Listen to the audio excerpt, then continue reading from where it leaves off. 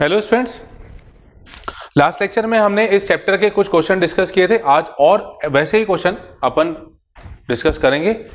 ठीक है, तो चलिए स्टार्ट करते हैं अपन।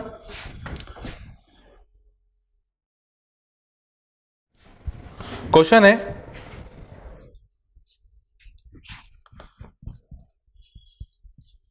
एक सामान्य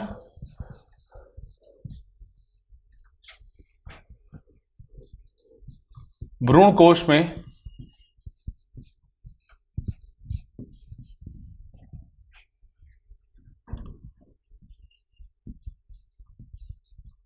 केंद्रकों की व्यवस्था होती है। एक सामान्य भ्रूणकोश में केंद्रकों की व्यवस्था होती है। पहला ऑप्शन है इसका 2 + 4 + 2। दूसरा ऑप्शन 3 + 2 + 3। तीसरा 2 + 3 + 3। चौथा ऑप्शन है 3 + 3 + 2। एक सामान्य भ्रूणकोश में केंद्रकों की व्यवस्था अपन को बतानी है। देखिए, अब यहां पे जैसे भ्रूणकोश की बात करूं मैं, तो सबसे पहले एक सहायक कोशिका, एक अंड कोशिका और फिर एक सहायक कोशिका। फिर यहां पे हो गया 2 केंद्रक और फिर यहां पे प्रतिव्यसांत कोशिकाएं 3। ठीक है, तो यहां पे केंद्रक सब में एक एक होता है। तो ऊपर यहां पे 2 सहायक और एक अंड कोशिका, तो ये टोटल हो गए 3। यहां पे हो गए 2 केंद्रक, ध्रुवीय केंद्रक 2, और यहां पे 3 प्रतिव्यसांत कोशिकाओं के केंद्रक, यानी ये हो गया 3। तो पहले 3, फिर 2, फिर 3, यानी 3 + 2 + 3। इसका सही ऑप्शन है option B, second option correct है। नेक्स्ट क्वेश्चन है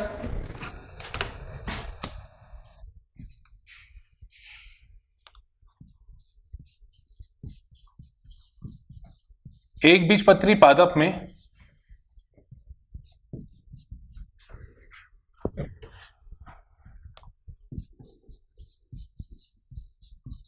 बीजपत्र कहलाता है।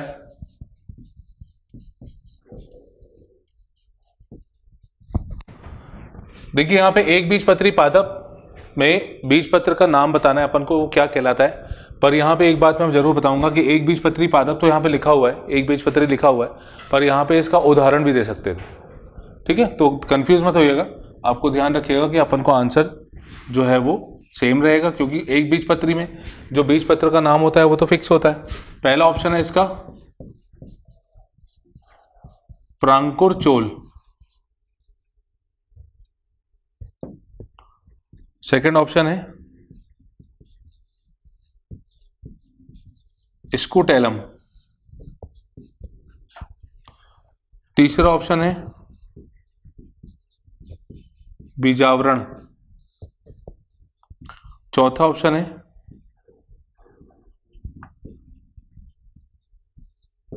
मूलांकुरचोल।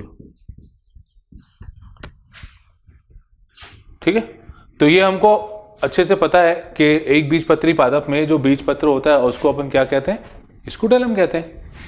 तो आंसर इसका सही आएगा स्कूटेलम, सेकंड ऑप्शन इसका करेक्ट आंसर। नेक्स्ट क्वेश्चन करते हैं। ये थोड़ा सा अलग क्वेश्चन है। इसमें यदि 4n मादा पादप का क्रॉस यानी संकर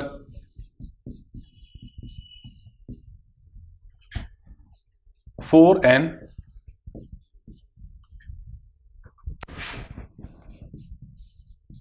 नर पादप से होता है,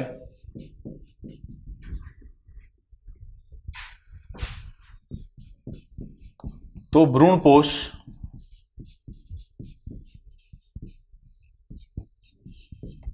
की प्लॉइडी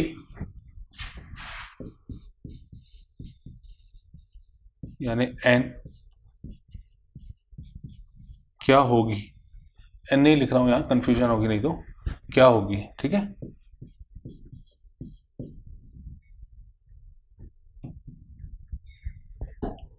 पहला ऑप्शन है 6n, दूसरा है 8n, तीसरा है 10n, चौथा है 5n।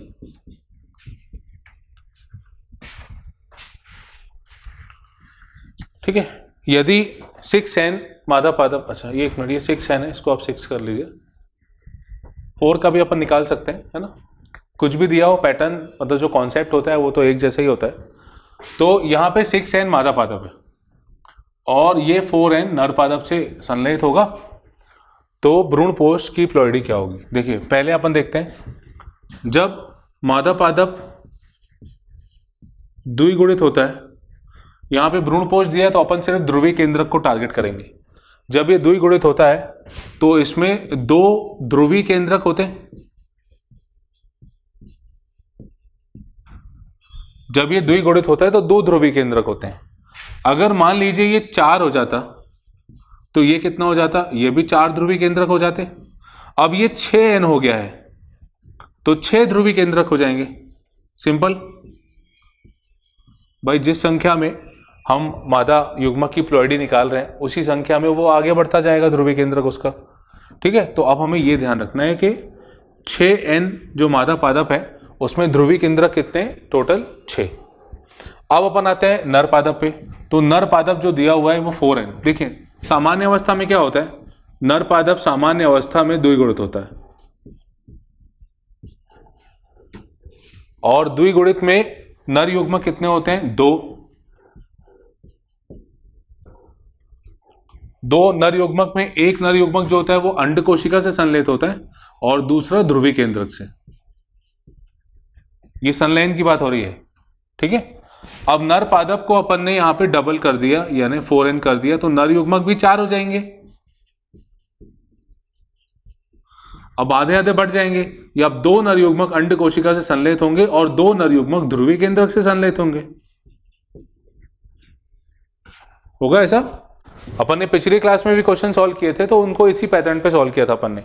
अब क्योंकि भ्रूण पोष जो होता है वो ध्रुवीय केंद्रक और नर युग्मक का संलयन होता है, जो अगला नर युग्मक होता है, तो यहां पे ये ध्रुवीय केंद्रक जो हैं ये संलयित होंगे ये 2 नर युग्मक से। ठीक है, तो 6n अपना मिलेगा यहां से, 2n मिलेगा अपना यहां से, तो ये टोटल हो जाएगा आंसर 8n। तो यहां आंसर अपन देख सकते हैं ऑप्शन बी यहां पे मैचिंग है। तो सेकेंड ऑप्शन यानी 8n इसका सही आंसर है। नेक्स्ट क्वेश्चन है,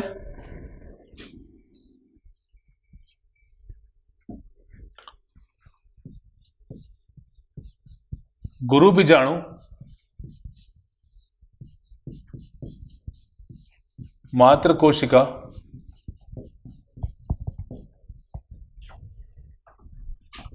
से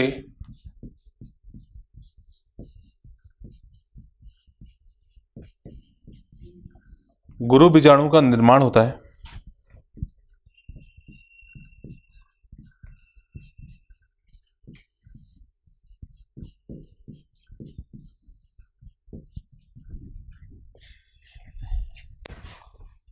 पहला ऑप्शन है इसका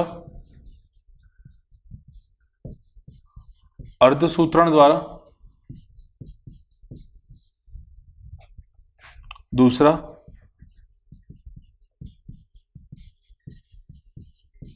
समसूत्रण द्वारा,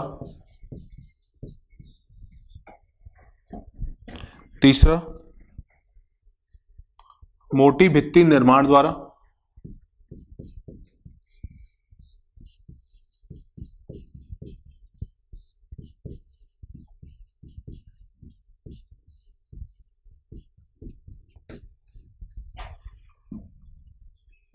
चौथा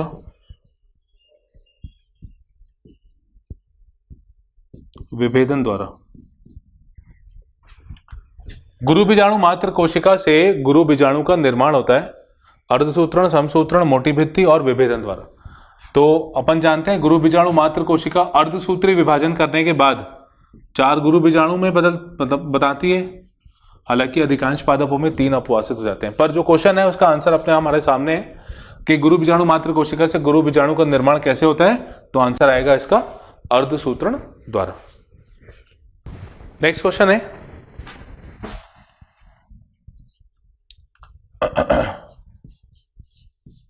जंतु कारक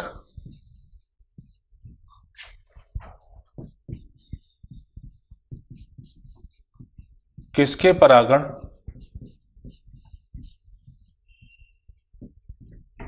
के लिए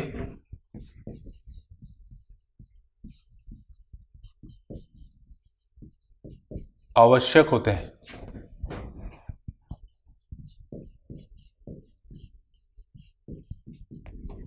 जंतु कारक किसके परागण के लिए आवश्यक होते हैं? पहला ऑप्शन है मक्का,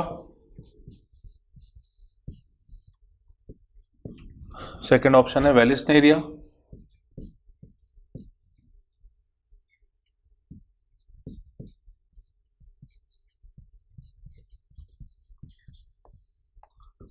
तीसरा ऑप्शन है शहतूत,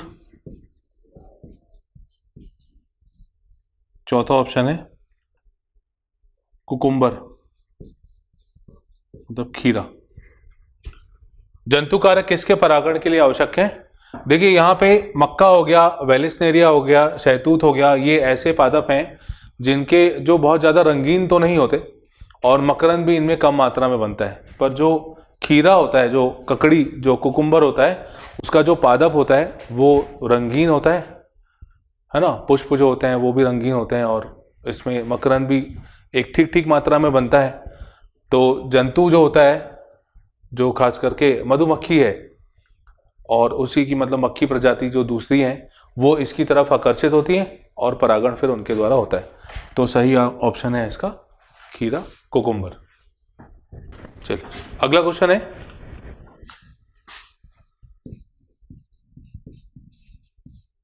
यदि 8N नर पादप का क्रॉस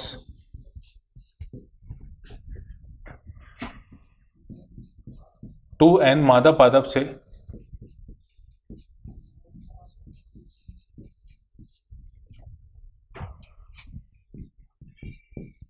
होता है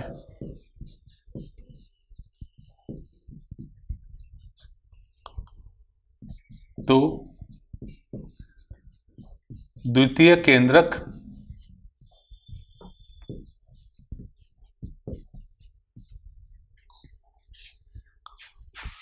एवं भ्रूण की प्लॉइडी क्या होगी? पहला ऑप्शन है 2N एवं 5N, इसको मैं स्मॉल n लिख दे रहा हूं, बात वही है। दूसरा ऑप्शन 8N एवं 5N, तीसरा ऑप्शन 5N एवं 2N, चौथा ऑप्शन है 8N एवं 8N।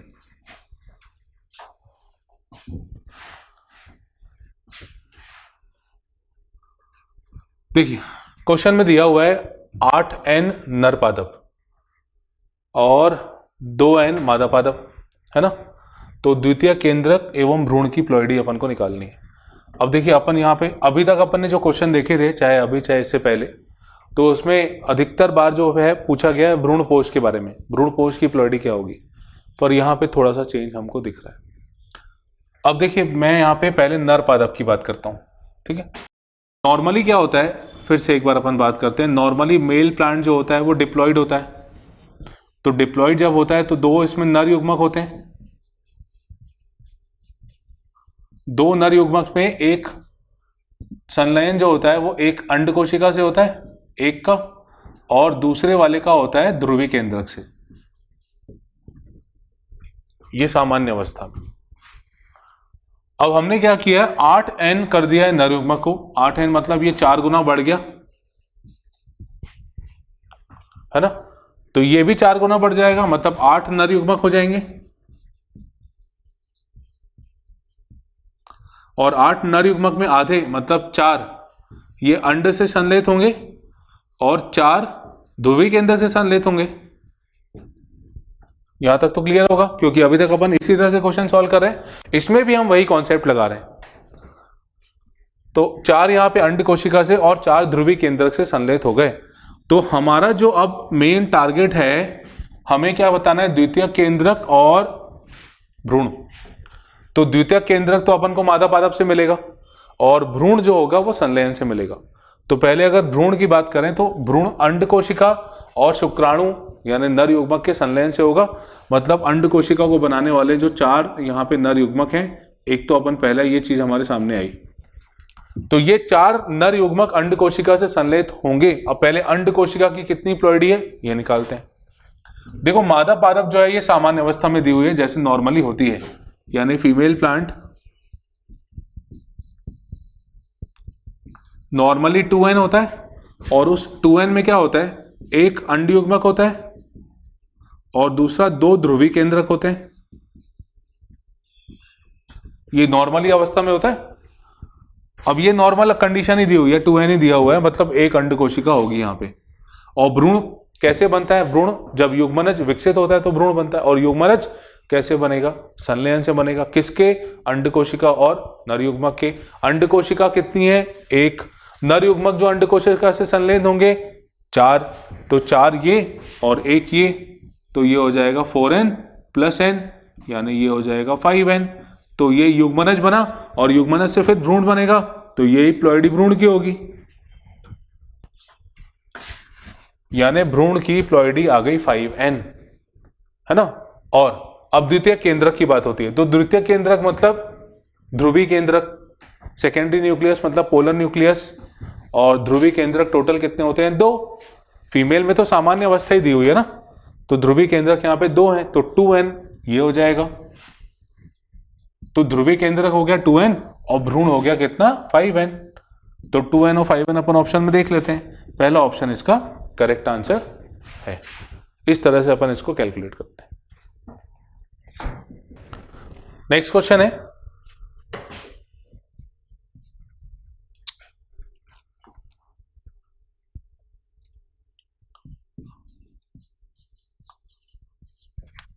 निम्न में से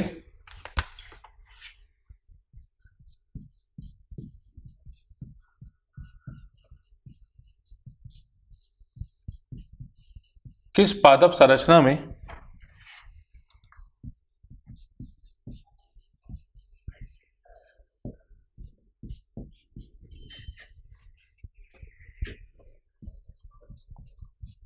अगुणित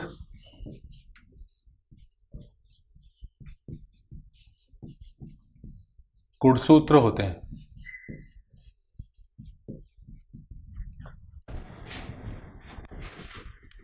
पहला ऑप्शन है अंड केंद्रक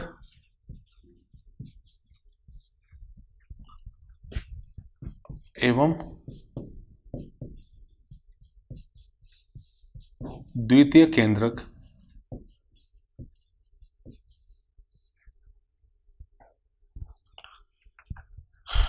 दूसरा ऑप्शन है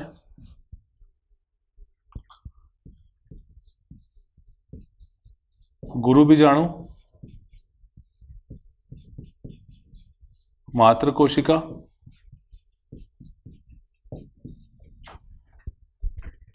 एवं प्रतिव्यासांत कोशिका।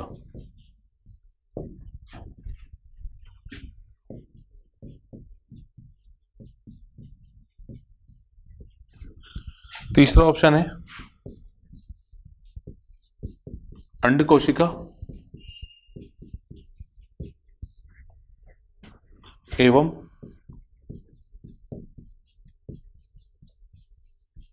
प्रतिव्यासांत कोशिका।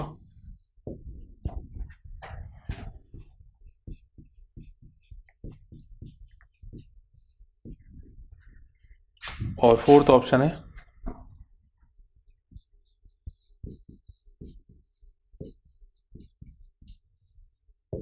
बीजांडकाय एवं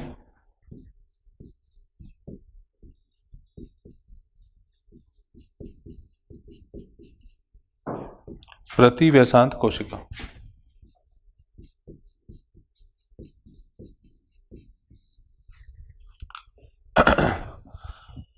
अब इस क्वेश्चन में पूछा है कि किस पादप संरचना में अगुणित गुणसूत्र होंगे, हैप्लॉइड। तो अपन देख लेते हैं। सबसे पहले अंड कोशिका अगुणित होती है, ठीक है। द्वितीय केंद्रक द्विगुणित होता है क्योंकि दो केंद्रक होते हैं। गुरु बीजाणु मात्र कोशिका अगुणित होती है। प्रतिव्यासांत कोशिका अगुणित होती है। अंड कोशिका अगुणित होती है। प्रतिव्यासांत कोशिका अगुणित होती है। बीजांडकाय द्विगुणित होता है और प्रतिव्यासांत कोशिका अगुणित। तो हमारे क्वेश्चन में अगुणित बताना है, तो अगुणित के लिए कौन सा आ रहा है? अच्छा, गुरु बीजाणु मात्र कोशिका द्विगुणित होती है ना। गुरु बीजाणु जो होता है वो अगुणित होता है, गुरु बीजाणु मात्र कोशिका 2n। तो इसमें ऑप्शन अपना मैच कर रहा है, ऑप्शन थर्ड वाला सी इसका करेक्ट आंसर आएगा। चलिए नेक्स्ट क्वेश्चन करते हैं। क्वेश्चन है लंबे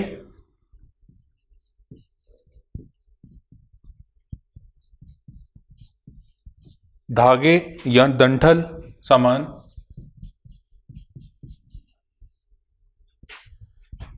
परागकण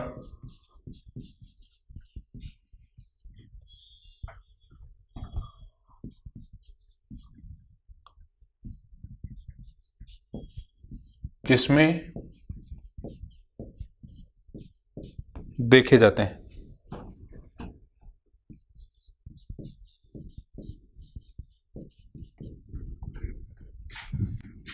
पहला ऑप्शन है इसका जलीय पादप।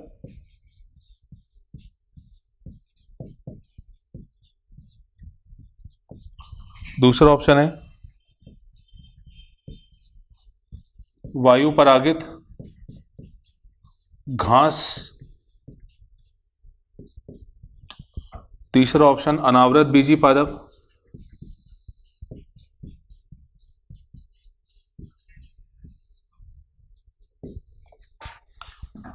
चौथा ऑप्शन है पक्षी परागित पादप। देखिए अपन, आपको ध्यान होगा जब अपन वेलेस्नेरिया की बात कर रहे थे तो वेलेस्नेरिया में अपन ने बात की थी, और वेलेस्नेरिया में भी कुछ इस तरह की चीजें होती हैं। हालांकि जो परागकण होते हैं वो जल धारा द्वारा प्रभावित होकर ऊपर की तरफ आते हैं, और दूसरा जो सी ग्रास है, समुद्री घास है, उसमें भी कुछ इस तरह का देखा जाता है। तो मतलब कुल मिला के कहने का मतलब ये है कि पादप जो होते हैं, जो जलीय अवस्था में होते हैं, जो पानी में वृद्धि करते हैं, उनके परागकण जो होते हैं वो थोड़े लंबे होते हैं ताकि उनको ऊपर आना होता है सतह पर परागण करने के लिए, है ना। तो इसका पहला ऑप्शन करेक्ट आंसर आएगा। अगला क्वेश्चन है पुष्पी पादपों में पराग नलिका सबसे पहले पुष्पी पादपों में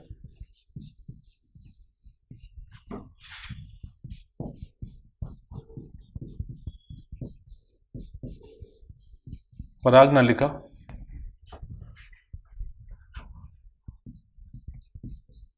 सर्वप्रथम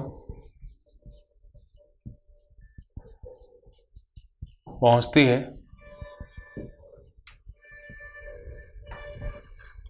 पहला अंड कोशिका में,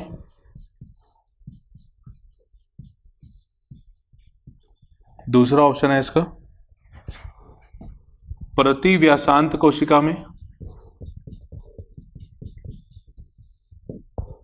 प्रतिव्यासांत कोशिका में, तीसरा है सहायक कोशिका में,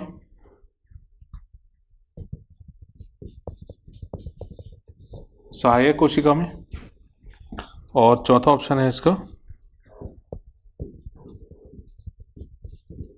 केंद्रीय कोशिका में। तो पुष्पी पादपों में पराग नलिका सबसे पहले कहां पहुंचती है? बिल्कुल आपको अच्छे से ध्यान होगा, यहां होती है सहायक कोशिका, अंड कोशिका, फिर सहायक कोशिका। प्रतिव्यासांत यहां पे होती है और बीच में दो ध्रुवी केंद्र। तो पराग नलिका आती है, और जो अपवासित सहायक कोशिका होती है, अपवासित सहायक कोशिका है ना, मतलब जिसका अपवासन हो रहा होता है, वहां पे वो पराग नलिका वहां से होते हुए नरयुग्मक को एक छोड़ती है जो अंडकोशिका से संलेत होता है और दूसरा ध्रुवी केंद्र से। तो सबसे पहले यहाँ पे पराग नलिका जो है वो सहायक कोशिका की तरफ आ रही है, तो इसका आंसर सही आएगा ऑप्शन सी। ऑप्शन सी इसका करेक्ट आंसर। चलिए अगला क्वेश्चन है,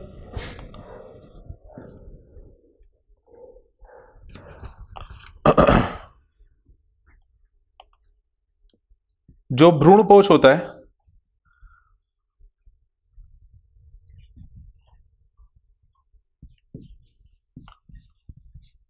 किस बीज में भ्रूण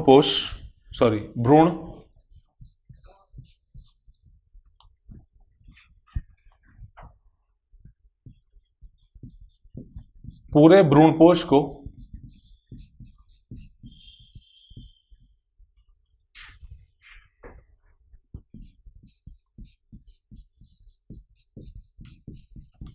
समाप्त कर देता है?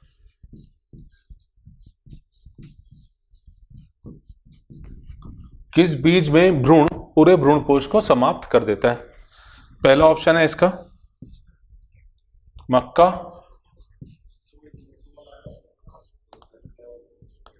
दूसरा ऑप्शन है नारियल, थर्ड ऑप्शन है इसका अरंड और फोर्थ ऑप्शन है इसका मटर। आपको ध्यान होगा भ्रूणपोष के आधार पर दो तरह के बीज होते हैं, जिसमें भ्रूण पूरा भ्रूणपोष खा लेता है उसको अपन कहते हैं अभ्रूणपोषी बीज, और जिसमें बच जाता है भ्रूण उसको अपन कहते हैं भ्रूणपोषी बीज। ठीक है, तो जैसे मटर हो गया, सेम हो गया, ये सब अभ्रूणपोषी बीज होते हैं। तो यहाँ पे वही बात हो रही है कि पूरा भ्रूणपोष को समाप्त कर दिया, मतलब ये अभ्रूणपोषी बीज हो गया। तो इसका सही ऑप्शन आएगा ऑप्शन डी यानी मटर। मटर इसका करेक्ट आंसर है। अगला क्वेश्चन है,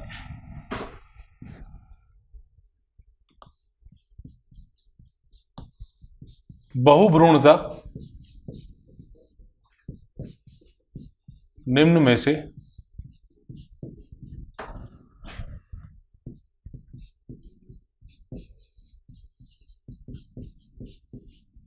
किसमें होगी?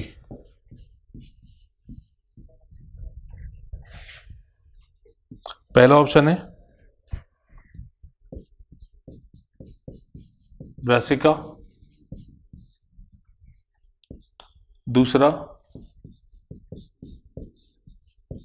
सिट्रस पादप, तीसरा कपास और चौथा धान। अब बहुभ्रूणता, आपको ध्यान होगा जब बहुभ्रूणता पढ़ रहे थे तो अपन ने बात की थी कि कई सारे भ्रूण अंदर बन जाते हैं।